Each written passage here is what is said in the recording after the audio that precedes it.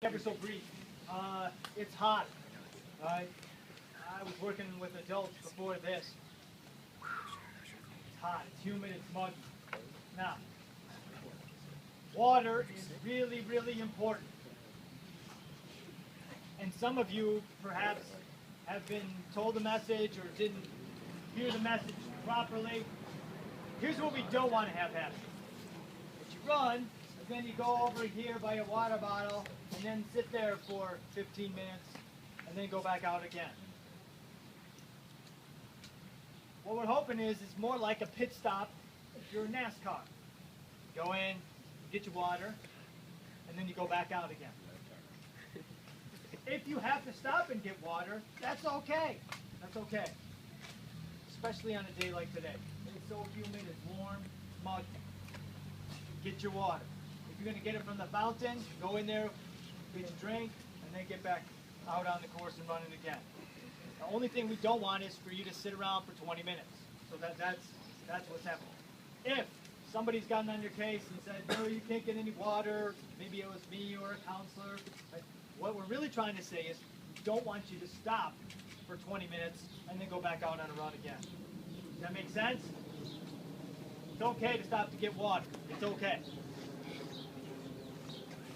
As we get older, and now I become someone like Kyle Mattis, he knows his body and he understands that, you know what, I can make it through this 45 minutes and I don't need to get any water. Or he might know his body and quickly, he's got his water bottle set up somewhere, gets a squirt, then off he goes again.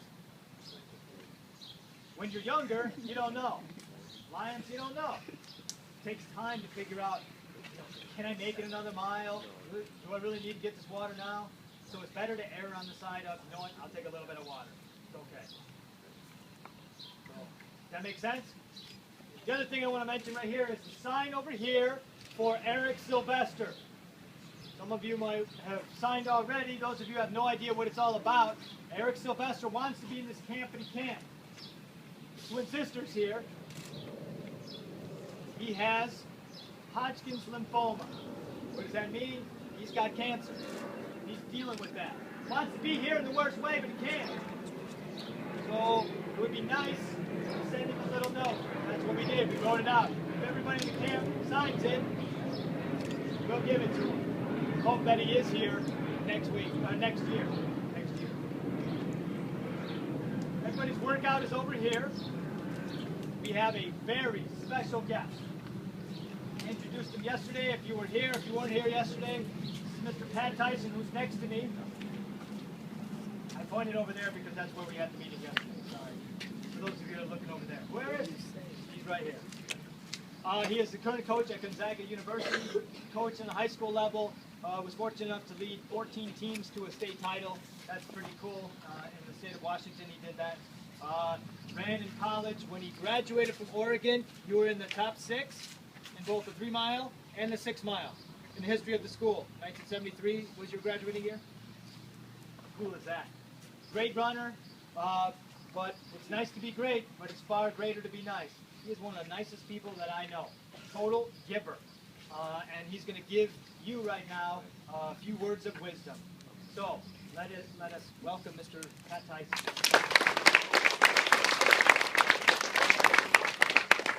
It's great to be here. I hope you guys know that there's no camp like this in the United States. Maybe not in the world. But it's only because you're here. There's nothing like this. There's nothing like this in Oregon. There's nothing like this in California. There's nothing like this anywhere. I'd say one of the coolest places to run in the United States is Austin, Texas. I've seen so many amazing runners running along the river. How many have been to Austin know what I'm talking about? You know where they have the bats, the bridge there? Yeah, it's pretty cool in that area.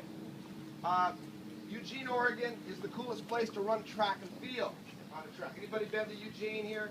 Hands up. I see a couple hands. Okay, that's the coolest place maybe in the world to go on the oval and run.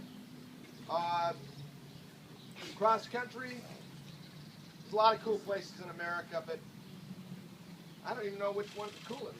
but I'd say that running, if you go to Portland and you run the Nike Team Nationals in the mud over a place called Portland Meadows, it's a horse track. That's pretty interesting, to say the least. But when it comes to summer camps and running, it's right here in Elmhurst, Illinois. Nothing like this, but it's only because you're here. There are summer camps, they may get 10 runners in Spokane, Washington, or Salt Lake City, or Boulder, Colorado, or wherever it may be, but nothing like this. And so I know that Charlie Kern and his family, kind of got this thing rolling, but it's not about them, it's about you. And I just wanted to say that this is pretty cool. The coolest part might be because you guys get up early and you ride your bike. I was telling people back in the West that this is kind of like, you never heard of maybe Norman Rockwell, but it's like the freakiest, weirdest thing when you get all these young people coming together to go run, because everybody else seems like they're running from the law in the world, and you're running because who knows why. I know that there was a young man yesterday, I'm not embarrassing this person, but I overheard him say something like, the only thing I don't like about running is that it hurts. I think I'd like this, but it hurts. And I think when you're first starting to run, it definitely hurts. It's like a horse being broken in, to get a rider on it, and you can learn how to ride on a trail someplace. I just did that last week in Montana. And but once you get used to running, you'll find that some of the veteran runners here know what I'm talking about. Maybe some of you high school guys know that it's really easier than walking. In fact, walking is boring. And once you start to run and you get fit enough, it's so easy to run. So hang in there, you young guys. Sometimes you have to go conversational pace. That means easy pace. And if you're always beating yourself up, that's no fun. You'll probably quit. So a word of wisdom, whatever the camp is telling you to do, follow that pattern. Don't try to beat yourself up every day. I was telling kids last night when we watched the Prefontaine movie, another thing that you need to do is shadow excellence. Shadow excellence. I'm sure that's been brought up at the camp, but I want to tell you again. Hang out with people who are better than you in the classroom. Hang out with people better than you that are runners or whatever in life, and you'll elevate. You'll get better, whatever that is for your talent ability. Don't always hang out with the people who are not making you better. Because if that's what you do, you're never going to get better. So that means you got to take some risks, and you got to hurt some. Don't hurt every day. Okay. Trying to think of something else I want to share with you. There might be a question or two, because I know I'm almost done. I've only got a 5-minute window. Does anybody have any questions? How about the quote of the day? Who can state the quote of the day?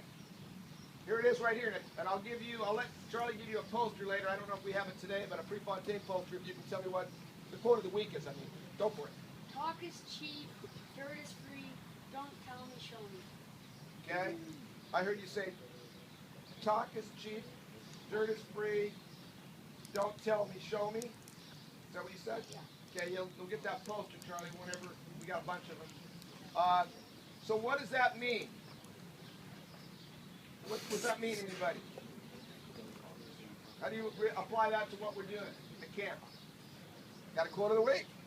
Here it is. I guess that just means that, they don't want you to, a lot of times in school, teachers will tell you to write a report, and not to tell you, but to show you what it's about. Whatever your report is about. Cool. And how does that relate to running? Here it is. Because it's saying that running, it's saying that sometimes you really don't know what you're going to go into running, but at the end it's Kind of like walk the talk. yeah. Everybody likes to talk, but not walk the talk. So anyway, I just think this is great. Live that, whatever the theme is of the week, make that part of your life. When I think when I first started running, I didn't know what it was all about, like many of you, but I do know one thing I could do. I could show up every day, and I went with perfect attendance. So I knew in school maybe I wasn't a great student, but I could show up every day and do my best. So I never missed a day of school from K through 12. And as a teacher for 33 years, I missed one day in 33 years. I was sick. In fact, 2 or 3 days prior to that, I was laying on the floor in the classroom directing kids to teach for me because I was a perfectionist. I just didn't want to miss any days of school. Prefontaine never missed a day of school K through 12. Never missed a workout in high school. Never missed a workout as a college athlete. He never got hurt, which is kind of weird. So maybe that's something I want to throw at you too. You can always show up every day and give it your best, which is what you're doing today, and hopefully you can continue this throughout your summer. I'm excited to be here. Remember, you're doing something that nobody in the world is doing in this volume here in Elmhurst, Illinois. Nobody. This is totally weird. That's exciting. I wish I could have my friends tonight to come out and look at this and just go, wow, this is what we should do in every town in America. You're doing it. They're not. Congratulations, you guys. I got a plane over my head, so it's probably a good time to quit. So unless there's a question. One more question. Yes, sir. You said that he never got hurt. What about The question was, Prefontaine never got hurt. Yeah, he did cut his foot next to the diving board. But remember, the next day he ran. They stitched him up and he still ran. Okay? So he never missed a workout. Okay, he got hurt a couple times, but never missed a workout. Okay, Charlie, anything else? Good? Another question? Give Coach Tyson a hand, I guess.